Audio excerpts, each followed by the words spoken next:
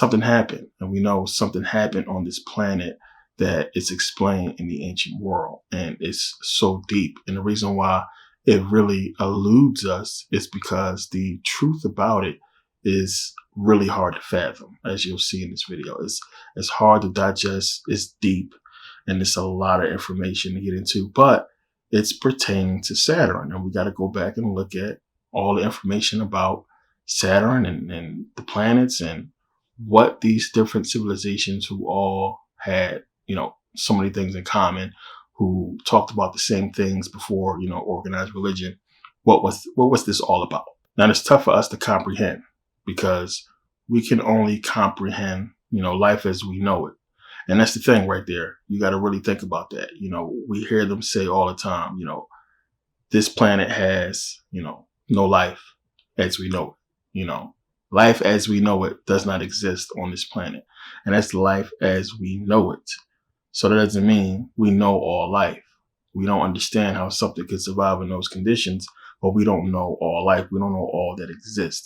And this is based off of, machines and computer systems and what's there that can read the planets and actually try to calculate what could possibly live there. But that's based on life as we know it. So this is about to get real deep. We're going to get into this video. So now, the ancient Egyptians talk about life before, the flood. They talk about the old ones and people that existed before them, and they allude to something happening. This is something that we see in a lot of other civilizations where they give us the flood story, and it's all about life before the flood. So now we got to look at it and understand the golden age of man. This is a big deal that we're going to get into, and what the golden age of man was about. The golden age of man was basically understanding the Garden of Eden and what took place before the so-called fall of man, where they, supposedly deceived God. Now, you had bliss. Everything was fine. And that's what they're alluding to in the Bible, where you have, Adam was 930 when he died. So he lived a long time. It's giving you this whole understanding that, there was peace in the garden. Remember, you just eat. There was no death. There was no pain. There was nothing. And then when you go and look at the ancient civilizations talking about this same stuff, they're saying the same thing, that this is a peaceful time. Everybody was eating. They had celebrations. There was no death. There was none of the stuff, no wars, nothing. This is the golden age of man. All right. And then we know something happened to where man fell. And this is what the Bible gets into in Genesis, where we have this, fall of man. And then, we have this whole situation with Adam and Eve. And then they go out and create the people, create us or what have you. And we see what happened to where, sons of God coming to the daughters of men. And we get these giants and everything like that. So we got to understand that the golden age of man is basically up into the flood.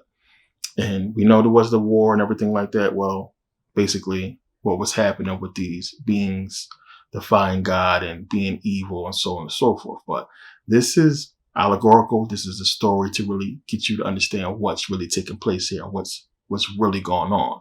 So now when we read about Hesiod and the Diogenes and what Homer talked about in the Iliad, the Odyssey, they're alluding to, they're talking about the golden age of man, talking about the gods, and there's so much mythology wrapped up in it to give you this understanding. Now, during this golden age, during this time, as I talked about before, Saturn was the sun. It's what all the ancient civilizations are talking about. They're not talking about the sun we know of today.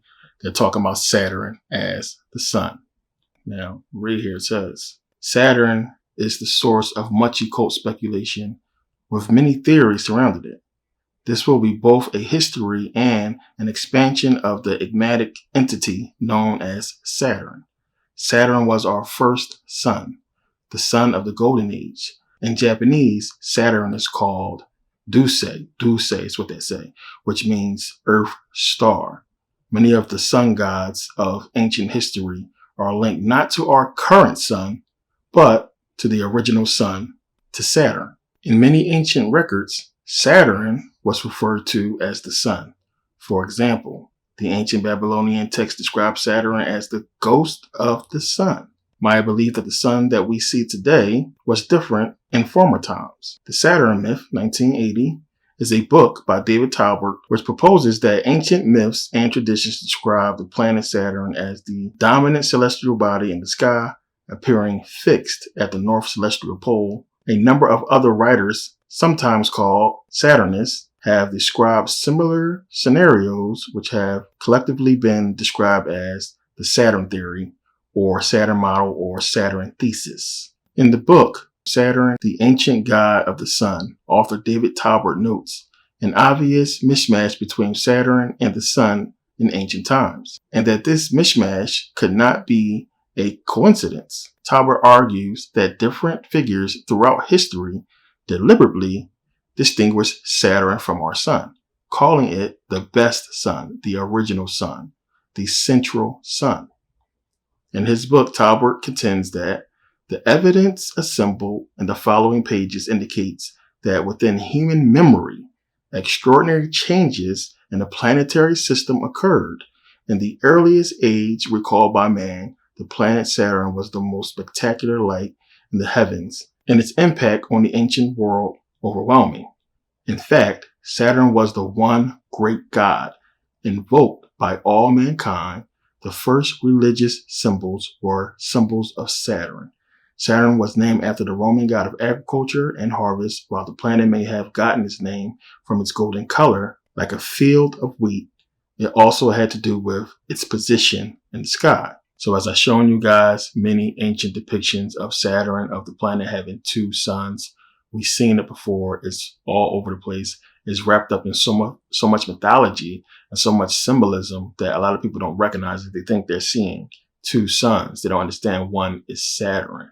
But that's one of the things we got to do. We got to distinguish and separate the mythology, the mythology from the parables, from the allegories, from the esoteric stuff and the truth, because it's all mixed up and it's done so for a reason. A lot of the parables are overlapping. So how we have the Noah's Ark story, but we also have the book of Enoch, in that story. So there's a lot of overlapping tales, even in the Bible itself, but it's all, mixed up, and it's done this way for a reason, to mumble your mind. And if you're not deep into your studies, you're going to be lost, but you're going to get a lot of clarity in this video. So in Genesis, God creates the earth. And because of this, we exist. And it's one of the hard things you got to do. You got to really go back and try to, separate your mind from those times and look at, you got to be critical, because now we're looking in the Bible and you got to realize that this is a time where it's talking about worship, but there is no religion. There is no biblical books. There is no religion. So you got to think back to ancient times and who could they possibly be worshiping? What are they worshiping during this time? So the Bible, you have God going out there and killing people, and so much worship is going on. The whole thing the Israelites are doing is about stopping these people or taking the lands away from these people who are worshiping these gods. And that's basically the skirmish that's going on. So who or what is being worshipped back then? We look at the ancient Greeks and the ancient Romans, and we understand what they worshiped and what was being worshipped during this time. We know about paganism and the worship of nature and everything like that. But as far as the stories, what was being put out, what was they worshiping? And we got to understand, as I said, the golden age of man ended with the flood. This is the flood we can't deny happened because everybody's talking about it. This is stuff outside of biblical religion, which is where they got it from. So, golden age ends with the flood. And the Bible is trying to tell us something, like, something happened. And it's telling us about, these evil people and so-called Nephilim or what have you, and God basically having to destroy the world. But you got to look deeper into that, because it's telling us that something happened. And because this happened, they had to start all over. But it's important because we can't mix up what's being worshipped in the Bible with what's being worshipped in history as we know it. So we know back then, the ancient Greeks, the ancient Romans was worshiping the planets. The planets was called gods, and they basically made these mythologies off of these planets and turned them into, beings, right? So we have this worship, and we got to understand that for the real part of it, where we at, the us side. Then we have the biblical side, and we have the story with Noah's Ark, right? So Noah's Ark, We know the story. And now we got to get into the esoteric part of it, which is not in the Bible. It's in the book of Enoch. So it says, the book of Enoch, Black Adam, albino Noah, in the image of God. Was everyone on the planet black before Noah's flood? The book of Enoch seems to indicate that the world before Noah's flood was a much darker place, as far as melanin is concerned. While the book of Enoch is not considered canon, official scripture, it was very important to the ancient Hebrews. In fact, it was so important that they hid it among the Dead Sea Scrolls at Qumran. Let's start by looking at the story concerning Noah's birth. After a time, my son Methuselah took a wife for his son Lamech. She became pregnant by him and brought forth a child, the flesh of which was white as snow. I'll start right there. Now, it's giving us a lot in this story. So you have God basically saying, we're going to create the white man. Then we're going to destroy the world and start all over. And, we got different accounts of this. And, we got Deucalion Fair with the Greeks. We got the Epic of Gilgamesh, which we'll get into. And it's telling us about, in Book of Enoch, God creating this mutation and God creating this flood. And this flood story is heard, around the world. And it's something that we really got to look at because it's deep as it pertains to Saturn. So we have Roman mythology, we have Greek mythology, and it basically telling us the same thing with, basically different names. So you have in Roman mythology, we have Jupiter, and Jupiter is God. And you have Zeus in Greek mythology, and he's basically Jupiter. And we have Zeus Ammon, as I showed you guys. We also have Jupiter Ammon. And the whole thing is, Jupiter is a planet. We know that. So what is it talking about? We have these stories, this mythology, and they're basically putting these planets, these beings into, human form or, God form, looking like men and giving us these stories. And it's one of the things that just, we don't know no better. We're just thinking like, okay, is this stuff really happening out there? Is this dude really existing? Is a dude Jupiter that's all powerful? Or is it talking about planets, this esoteric? What is going on? What is it alluding to? And that's the thing. What is it talking about with Jupiter being a god, Zeus being a god? What is it really about? And that's one of the things that they don't really elab on. And you got to get deep into the story, which the stories is kind of mixed up and it's giving you different representations. But this is important. Jupiter is the biggest key, to understanding the Saturn mythology. So the Bible tells us Satan was cast out. Saturn, Satan, right? And we know there was a war in heaven. And the thing we got to understand, this war is between Jupiter and Saturn. So I'm going to read this little part again. It says Saturn was our first sun, the sun of the golden age. In Japanese, Saturn is called Dusei, which means east, earth star. Many of the sun gods of ancient history are linked not to our current sun, but to the original sun, to Saturn. During this time, Mars flourished with life. It was a golden age on the three realms, Earth, Mars, and Venus. Venus was not baked by the heat of the sun, and Mars was no longer frozen. The solar system instead revolved around Saturn. The alchemical symbol for sun and gold is Saturn. Saturn is now a god of death, a god of harvest, and the god of time. When he ruled the skies, the world was perfect. Nothing aged or changed. It was eternally summer. Then the sons of Saturn overthrew him, seeking to rule the world themselves, and so they imprisoned their father. This is a complicated scenario because despite the convoluted symbolism, Saturn is not evil. In fact, it is his son, Jupiter, who creates man and seeks to imprison his father, ending the age of paradise. In this sense, Jupiter takes on the personification of the demiurge. If you know about narcissism, you know about the demiurge. Saturn has been sealed away. This was done by his power-hungry children, the race who lived on Olympus Mons on Mars. And Olympus Mons is actually a thing on Mars. They stole his power and sealed him away inside a black cube, a material prison. This is why a lot of the people conflate cubes with Saturn. It's his prison. So Jupiter becomes the demiurge or the demiurge, however you want to pronounce it. Jupiter is the demiurge. What is the demiurge? And it says here, a being responsible for the creation of the universe. In Platonic philosophy, the maker or creator of the world. That's important. In Gnosticism and other theological systems, a heavenly being subordinate to the supreme being that is considered to be the controller of the material world and antagonistic to all that is purely spiritual. Think about that. Opposed to anything that is purely spiritual. Antagonistic. This is the marriage. And it's important to understand a little bit of Gnosticism. We got into that, and I think it was Saturn, Satan 3 or 2, where we talked about the Book of Enoch. We got into a lot of this stuff, and it's going to make sense. So now, real quick, just understand, we're talking about golden age. Saturn is the sun, right? Now you have to try to bounce back and forth between mythologies and the Bible. It's crazy how this was put. It's like a code, and they knew what they was doing. You got to bounce back and forth, and you have this, whole mystery, with Saturn, and then you have these stories, the mythologies that's out there, that's just basically telling you exactly what happened, but in these forms to where we don't really, listen to them seriously because it's like, kid stories almost.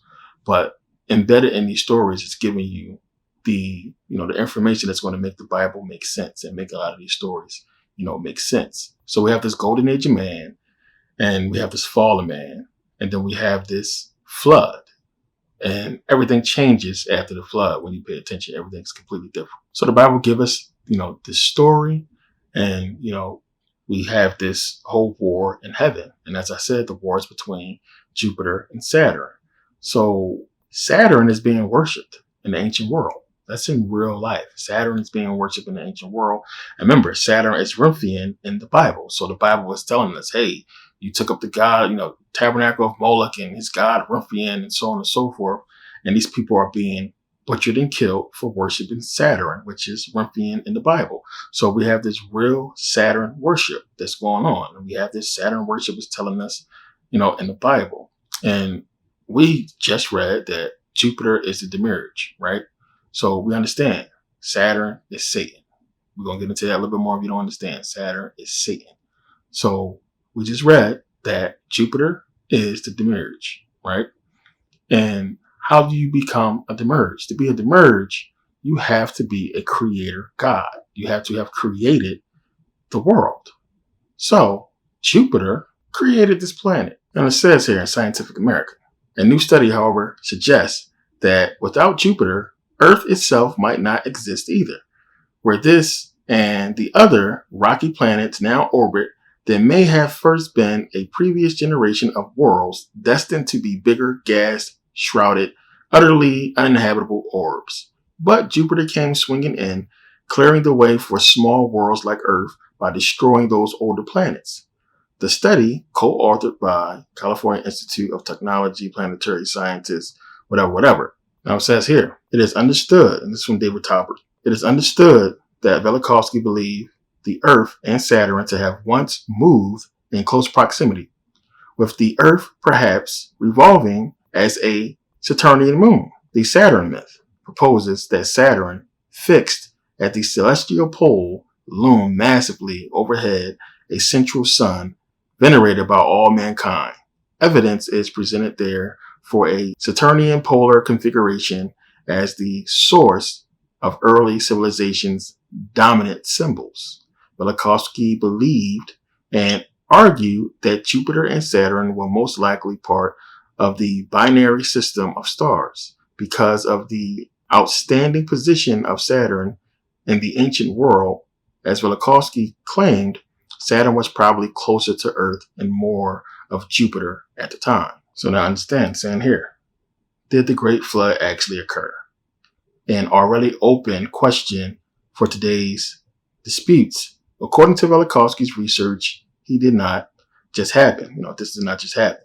But also, through the fault of Saturn and his giant space neighbor Jupiter, in the above-mentioned book, Worlds in Collision, Velikovsky argued that Saturn and Jupiter came very close to each other, being on orbital paths that differed from the current ones. And then it was supposed that two bodies, such as Jupiter and Saturn, came close together, causing severe perturbations and powerful tidal effects in the atmosphere. Being a system of binary double stars, they could interact to such an extent that they would lead to a stellar explosion. Velikovsky suggested that an event placed the planets in the place that we see today and launched a chain of events that resulted in a flood on the Earth. People that remembered early tragedies enacted in the sky by the heavenly bodies asserted that Jupiter drove Saturn away from its place in the sky before Jupiter Zeus became the chief god. Saturn, Kronos, occupied the celestial throne. In all ancient religions, the dominion passes from Saturn to Jupiter. So now, you just go back, let's look at Genesis. Genesis, God created the earth. So who created the earth? What created the earth? God. What was it telling you? Jupiter. Just read to you. Jupiter. Because of Jupiter, the earth was created. So in the beginning, God created the earth. Jupiter. So then what happened? You had something happen on the planet and God got pissed and caused the flood. But what caused the flood? Jupiter. Now you gotta bounce back and forth between stories. In the mix of this, what's supposed to have taken place? Saturn, which is Satan, fell. There was a war in heaven. Just told you, Jupiter and Saturn. So the fall of Saturn is the fall of Satan, caused by God. God is who? Jupiter. Jupiter caused Saturn to fall as being a star. It's telling you what Saturn is Satan. And then again, Jupiter causes this flood. Who causes the flood in the Bible? God. It's Jupiter it's talking about. And it says here, in alchemy, Saturn symbolizes lead, which is the base form of gold. This is to symbolize the fall of Saturn, who was once a golden sun, but has been reduced to base materials. Understand what it's saying? Base materials. This is the tale of two suns. As Saturn's energy is siphoned away by Jupiter, it is shot out like bolts of plasmic lightning. Zeus, Jupiter, lightning bolts. Some say these hit a planet, which then becomes the sun as it explodes into life. Others that these sparks of divine essence from the new sun on their own. So now understand, Jupiter is the son of Saturn. As he said, he was taken down by his sons. Jupiter is the son of Saturn. But, you have now, this conundrum. Where does this come from? And it's basically giving you, what is talked about in Gnosticism, where you have Jupiter being the son of Saturn and Jupiter being God, the creator of this world. Where do we see this? We see this with the Demiurge and Sophia. Sophia creates the Demiurge. You understand? So we have Saturn creating Jupiter, which created this world, the son of Saturn. And then we have with Sophia creating the Demiurge, which the Demiurge in Gnosticism created this world, trapped us in flesh. What happened with Saturn? They trapped him in the cube, which is materialism. This is all symbolism. It's going to make a lot of sense if it don't already. We have the same thing with Mary. And as you can see with this book here, that's what they're trying to allude to. But you also have with Saturn, the Satan aspect, which for, with Sophia, that would be the Demiurge. And we would look at the Demiurge as being, evil. And then we go back and look at, well, wait a minute. How do you tie this together with Jupiter? If Jupiter created the earth, which we're here because of that, then that means God is evil. So then you got to understand and look back. Well, wait a minute. So we had a golden age where everything was going great. And that was under Saturn. So how can Saturn be Satan and the evil one? So then you start to understand Satanism and why the occult is, this way, and why all of the Saturn worship, which is deeper than this. So again, we know, it's talked about before, Jesus is Satan. Broke it down, as he says, I am the bright and morning star, giving you the understanding that he is Satan. And then also you have Jesus being Saturn. If you don't understand that yet, Jesus is Saturn as well. And there's a lot of information on this. So, you got to look at this, start tying it together. It's a lot of information, but it's giving you the ancient worship. And if you don't understand the stories, it's hard for you to, put this stuff together. This is why I say to people, you gotta study. So the more you study, the more you can put this stuff together, and it's going to reveal itself to you because you're going to know so much. But we got to look at the symbolism, and you got Jesus with the halo. That halo, 360 degrees. It's a circle. It's representing the rings of Saturn. 666, 360, and also we have Saturn. Osiris is also Saturn, and that's a big deal to understand. And it's the same stories. And a lot of people are not going to understand these stories unless you get into the mythologies. But again, this stuff can only be found in books. It's going to be hard to find a lot of this information because they hide it in books. And it says here, in Egyptian mythology, Osiris is tied to Saturn. Osiris is murdered by Set, and his body is cut into 14 pieces. Isis, the wife of Osiris, can only find 13. She recreates the 14th piece, his phallus, his penis, out of gold. Understand that anytime you're seeing gold, gold is representing Saturn as a sun, and brings Osiris back to life by sinking his sarcophagus in the Nile. And it's a representation to the flood. But there's a problem. Osiris cannot yet return to the world of the living, and so instead he rules from beyond the veil for now, while his son, and notice how you spell it, son, Horus, who is linked to the sun, rules in his place. So then you got to start making this connection and understanding this spiritual being, because this is what we're talking about when we talk about the golden age. It's the time of spirituality, plain and simple. And then now, because things have changed, so with Jupiter coming in and doing what it did and changing the configuration of the planets, it's more to it, but giving you the esoteric part of it. This is what caused the fall of man, plain and simple.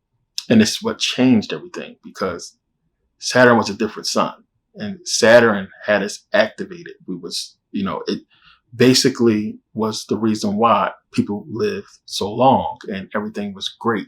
It's giving you the golden age. So you got to understand the people who talking about, Saturn is evil, Satan is evil. They're not understanding what we're talking about. During this time under the age of Saturn, which would be Satan, everything was great. There was no war. There was no death. There was no hunger. There was nothing but bliss, peace. How could that be evil? It would be Jupiter coming in, which would be the son of Saturn, and changing things and trapping us in this flesh. And what happened. But then you got to come out of the mythology and just go into real life, as I've talked about. What happened? We had the Egyptians. It seemed after this event happened, people started emerging. This changed everything. There wasn't no poles, no freezing cold. Understand? So it was different. That's what paradise means. Paradise is, tropical, nice. Don't get me wrong. I do like the cold and the snow once in a while, but, I wouldn't mind being at the beach all the time. But this is, paradise, and Jupiter changed that, and that's what it's getting into. So you got to know how to break that down. But we have Osiris, and we have this whole connection. The story was Set. He basically made a wooden box to the specifications of Osiris, and basically had a little game to where whoever could fit in the box, has the prize, whatever. But it's basically Osiris's coffin, which he goes in and put in the Nile, which is symbology of the flood story. So you go to the Epic of Gilgamesh, and Utnapishtim, remember, he had to create a huge cube.